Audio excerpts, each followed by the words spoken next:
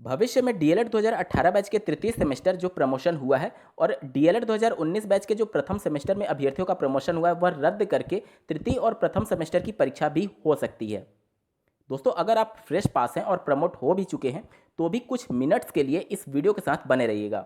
और जितने भी बैच प्रशिक्षु हैं, चाहे वह किसी भी बैच से संबंधित हैं, अगले कुछ मिनट्स के लिए इस वीडियो को बिल्कुल भी स्किप ना करें। साथ ही विकल्प क्या है आप सभी के पास, इसके बारे में भी डिटेल में चर्चा होगी। नमस्कार दोस्तों, मेरा नाम है नीरज और आप देख रहे हैं करियर बिट यूट्यूब चैनल। अगर आप इस चैनल पर पहली बार विजिट कर रहे हैं तो इसको सब्सक्राइब करते हुए बेल आइकन को प्रेस करना ना भूलें। यहाँ पर सबसे पहले मैं बैक पेपर जिनकी भी लगी है उनसे 2 मिनट के लिए बात करना चाहूँगा। देखिए, निश्चित तौर पर आप लोग के जो भी कमेंट्स आ रहे हैं वह मुझे भी विचलित कर रहे हैं और आप लोग किस मानसिक प्रताड़ना से इस समय जूझ रहे होंगे उसको मैं अच्छी तरीके से महसूस कर सकता हूँ। लेकिन आप लोग इस अवसाद में कुछ ऐसा कदम ना उठाएं जिससे आपके परिवार को जीवन भर के लिए इसका पछतावा हो। यहाँ पर एक विचलित करने वाली खबर आप देख सकते हैं कि बीटीसी की छात्रा ने फांसी लगाकर जान दी। यहाँ पर मैं क्लियर बता दूं कि सिर्फ और सिर्फ बीटीसी ही जीवन नहीं है कि अगर आप बीटीसी कंप्लीट कर लेंगे उसके बाद शिक्षक बन जाएंगे तो आपकी सभी समस्याएं हल हो जाएंगी। अभी आपकी एज 22 से 25 के बीच में होगी, अभी आपके समस्याओं की शुरुआत हो रही है। तो आप लड़ना सीखें, जो भी आपके सामने परिस्थितियां हैं उनसे जूझना सीखें। किसी भी तरीके का गलत कदम किसी भी समस्या का हल नहीं होता है। दोस्तों, अब आते हैं मुद्दे पर। जैसा कि आपको ज्ञात होगा कि जिनकी भी बैक लगी होगी उनको तृतीय सेमेस्टर में प्रमोट नहीं किया गया है, उनको तृतीय सेमेस्टर की परीक्षा देनी होगी और फोर्थ सेमेस्टर की परीक्षा में अभी वह शामिल नहीं हो पाएंगे। अब यहाँ पर जो फ्रेश पास कैंडिडेट हैं वह पूरी तरीके से अपने फोर्थ सेमेस्टर की परीक्षा में लग गए होंगे और जो बैक पेपर वाले हैं वह मानसिक अवसाद में जी रहे हैं। मैं पहले से ही आप लोगों को अवगत कराता रहा हूं कि बैक प्रमोट मुद्दे पर चाहे आप फ्रेश पास हैं फिर भी आपको उनका साथ जरूर देना चाहिए। इस वजह से देना चाहिए क्योंकि अगर ये मामला माननीय कोर्ट में जाता है, ठीक है, तो देखिए क्या परिस्थितियां उत्पन्न हो सकती हैं। माननीय कोर्ट में ये जब मामला जाएगा तो माननीय कोर्ट के समक्ष जब बैक से संबंधित जो वकील होंगे उनके द्वारा जब डेटा प्रस्तुत किया जाएगा तो उस डेटा को आपको समझना होगा। उनके द्वारा ये बोला जाएगा कि प्रथम सेमेस्टर में 45,000 और सेकंड सेमेस्टर में 54,000 समथिंग, यानी कि 1 लाख अभ्यर्थी प्रथम और द्वितीय मिलाकर के 2018 बैच में बैक लगी हुई है। डीएलएड 2018 बैच में कुल अभ्यर्थियों की संख्या जो कि एडमिशन लिए थे वह 1,65,000 के आसपास है, ठीक है। इसमें से कुछ अभ्यर्थी डीएलएड बीच में छोड़ देते हैं या फिर किनकी जॉब लग जाती है तो वो आप 5 से 10,000 मान लीजिए, तो बचते हैं आपके 55,000 जो कि फ्रेश आगे प्रमोट हो रहे हैं। यानी कि अब उनके द्वारा ये डेटा प्रस्तुत किया जाएगा कि जब 1 लाख अभ्यर्थी तृतीय सेमेस्टर की परीक्षा में शामिल हो सकते हैं तो सिर्फ 50 से 55,000 अभ्यर्थी और क्यों नहीं शामिल हो सकते हैं। तो कहीं ऐसा ना हो कि जो शासनादेश जारी किया गया है उसको भी चैलेंज किया जाए कोर्ट में, और ऐसा भी हो सकता है कि कोर्ट भी इस बात पर सहमत हो जाए और पीएनपी भी इस बात पर सहमत हो जाए कि जब 1 लाख प्रशिक्षु तृतीय सेमेस्टर की परीक्षा दे सकते हैं तो 50,000 और क्यों नहीं दे सकते, क्योंकि कोविड तो उनके लिए भी है जो बैक पेपर हैं। कोविड-19 अगर उनको कोरोना बीमारी हो सकती है तो जो फ्रेश पास हैं उनको क्यों नहीं हो सकती। तो ये मुद्दे अभी गंभीर हैं और निश्चित तौर पर अगर आपको ये लग रहा है कि एक बार एग्ज़ाम शेड्यूल जारी हो गया है तो अब उसमें फेरबदल नहीं होगा या फिर इसमें अब कोई भी चेंजेस नहीं होगा, जो प्रमोट हैं उनको फोर्थ सेमेस्टर में शामिल किया जाएगा, तो आप उत्तर प्रदेश में जारी 69,000 सहायक अध्यापकों की भर्ती के लिए जब नियुक्ति पत्र देने के संदर्भ में ऑफिशियल डॉक्यूमेंटेशन यानी कि जिसे काउंसलिंग बोला जाता है वो प्रोसेस चल रहा था, तब माननीय कोर्ट के द्वारा उस पर स्टे लगा दिया गया था और बीच में काउंसलिंग रोकनी पड़ी थी। देखिए, वो जो प्रक्रिया था वह जॉब के लिए था, ठीक है, और बीच में प्रक्रिया रोक दी गई थी जिस दिन ऑफर लेटर देना था।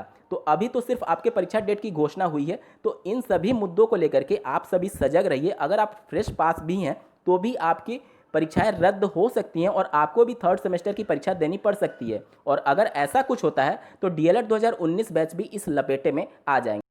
अब डीएलएड में भी कुछ ऐसे प्रशिक्षु हैं जो कि डीएलएड 2018 बैच से संबंधित भी हैं और जो उसके पहले के बैचेज हैं या फिर बीएड अभ्यर्थी हैं, वह बिल्कुल भी नहीं चाहते हैं कि जिनकी भी बैक लगी होगी जो कि 1 लाख संख्या है वह आगे प्रमोट हों। इसके संदर्भ में उनके द्वारा निदेशक एससीईआरटी को एक लेटर लिखा गया था जो कि आप स्क्रीन पर देख पा रहे हैं। यहाँ पर उनके द्वारा निवेदन ये किया गया है कि जिनकी भी बैक लगी है उनको प्रमोट ना किया जाए और इसमें रीजन यही बताया गया है कि उनकी बैक लगी हुई है, इस वजह से दोनों अभ्यर्थियों को एक पैमाने पर नहीं तोला जा सकता।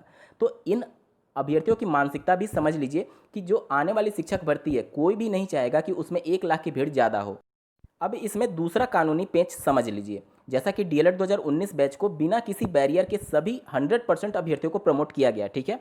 और सेकेंड सेमेस्टर में जो उनके मार्क्स होंगे वही मार्क्स प्रथम सेमेस्टर में अलाट कर दिए जाएंगे। तो ऐसा तो नहीं है कि डीएलएड 2019 बैच में सभी अभ्यर्थी फ्रेश पास हो जाएंगे 2019 बैच के सेकेंड सेमेस्टर की परीक्षा में। अब मान लीजिए उसमें किसी अभ्यर्थी की बैक लगती है, तो प्रथम सेमेस्टर तो वो प्रमोट हो चुका था, तो क्या भविष्य में जाकर के ऐसे अभ्यर्थी चैलेंज नहीं करेंगे डीएलएड 2018 बैच के अभ्यर्थी जिनकी प्रथम और द्वितीय सेमेस्टर में बैक लगी थी, उनको तृतीय सेमेस्टर में प्रमोट नहीं किया गया, लेकिन डीएलएड 2019 बैच के अभ्यर्थियों को प्रमोट तो कर दिया गया बिना किसी बेस पर, और उनको भविष्य में जाकर के बैक लगती है तो भी उनका प्रमोट वैलिड माना जाता है। तो ये बिल्कुल चैलेंज करने का विषय हो सकता है कोर्ट में। ये सब कुछ कानूनी पेच हैं जिसको नज़रअंदाज करते हुए ये पूरा एक तरीके से किया जा रहा है। निश्चित तौर पर ये गलत हो रहा है। देखिए, आप अगर कानूनी तौर पर देखेंगे और नियमतः देखेंगे तो आप अच्छी तरीके से समझ सकते हैं कि ये गलत हो रहा है। कोविड-19 की वजह से प्रमोट जैसी संभावनाएं उत्पन्न करनी पड़ी है उत्तर प्रदेश शासन को या फिर किसी भी राज्य को। अब इसमें देख लीजिए, अगर प्रमोट करने की बात हो रही है तो जो वर्तमान सत्र चल रहा था उसमें भी वर्तमान सेमेस्टर चल रहा था उसके प्रमोट की बात चल रही है। जिनकी भी बैक लगी है उनको बैक पेपर में तो आप शामिल करा ही सकते हैं, बैक पेपर तो उनको देना ही देना है। ये यूजीसी की बातें भी थी और कमेटी की बातें भी थी, लेकिन जिस परीक्षा में अभ्यर्थी शामिल ही नहीं हुआ है उसमें आप उसको कैसे जज कर लेंगे कि वह उसमें फेल ही माना जाए और उसकी परीक्षा ही कराई जाए। दूसरी बात, अगर इन अभ्यर्थियों को कोरोना नहीं हो सकता तो जब फ्रेश पास हैं उनको क्यों कोरोना होगा, फिर वो क्यों नहीं बोल सकते हैं कि उनकी भी आप परीक्षा कराइए। तीसरी बात, जो थर्ड सेमेस्टर में प्रमोट हो रहे हैं जिनकी प्रथम और द्वितीय सेमेस्टर में बैक नहीं लगी थी यानी फ्रेश पास थे, इस बात की क्या गारंटी है कि जो 2 सेमेस्टर तक फ्रेश पास है वह तीसरे सेमेस्टर और चौथे सेमेस्टर में भी फ्रेश पास हो ही जाएगा। तो ये भी एक तर्क हो सकता है उन बैक प्रशिक्षुओं के द्वारा कि इन अभ्यर्थियों को इन सभी बातों को कंसीडर नहीं किया जा रहा और उनको 100% प्रमोट किया जा रहा है। ये एक दोहरी मापदंड ही दिखाता है कि किस तरीके से बैक पेपर वाले अभ्यर्थियों के साथ एक तरीके से गलत व्यवहार किया जा रहा है। अब दोस्तों बात करते हैं जो चीज़ें उलझा दी गई हैं उसमें विकल्प क्या हो सकता है। तो अब जो चीज़ें उलझ गई हैं उसमें सिर्फ और सिर्फ एक ही विकल्प बच रहा है, और वह विकल्प ये है कि जिनकी भी बैक लगी होगी डीएलएड 2018 बैच में प्रथम और द्वितीय सेमेस्टर में, ठीक है, उनको तृतीय सेमेस्टर की परीक्षा में शामिल ना किया जाए। मैं यहाँ पर प्रमोट की बात नहीं कर रहा, पूरी बात समझिएगा। फ्रेश पास अभ्यर्थी तो प्रमोट हो चुके हैं, वह डायरेक्टली फोर्थ सेमेस्टर की परीक्षा में शामिल होंगे डीएलएड 2018 बैच के अभ्यर्थी, और जिनका प्रथम और द्वितीय सेमेस्टर में बैक लगा है उनको भी फोर्थ सेमेस्टर की परीक्षा में शामिल किया जाए, थर्ड सेमेस्टर की परीक्षा कंडक्ट ना कराई जाए।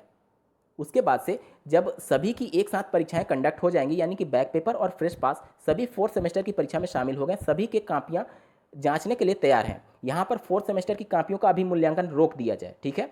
सबसे पहले मूल्यांकन डीएलएड 2018 बैच के प्रथम और द्वितीय सेमेस्टर बैक पेपर वाले अभ्यर्थियों की कापियों का मूल्यांकन किया जाए, और यहाँ पर जो अभ्यर्थी पास होता है उन्हीं का केवल फोर्थ सेमेस्टर के कापियों की मूल्यांकन होगी।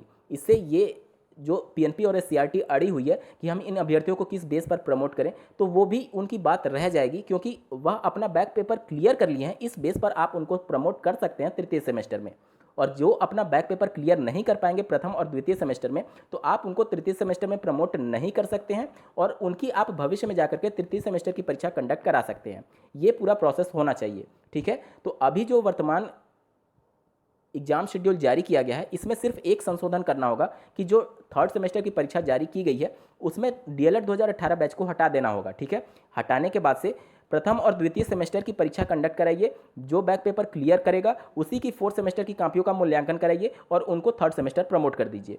यही एक विकल्प बचा हुआ है, यही आपको मांग रखनी होगी शासन के सामने भी, और यही मांग रखनी होगी अगर कोई कोर्ट में दरवाजा भी खटखटाता है, क्योंकि अगर आप शासनादेश को भी चैलेंज करेंगे तो इसमें सभी अभ्यर्थी लपेटे में आएंगे, 2018 जो फ्रेश पास हैं और 2019 जो फ्रेश पास हैं, ठीक है।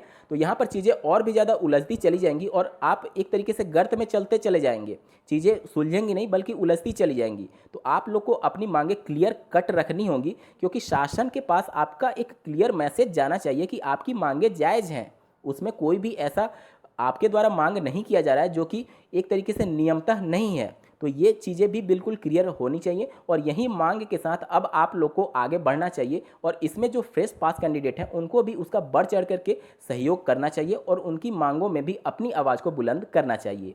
उम्मीद करता हूँ आप लोग को ये अपडेट पसंद आई होगी। इस वीडियो को देखने के लिए आपका बहुत बहुत धन्यवाद। भगवान करे आपका दिन शुभ हो।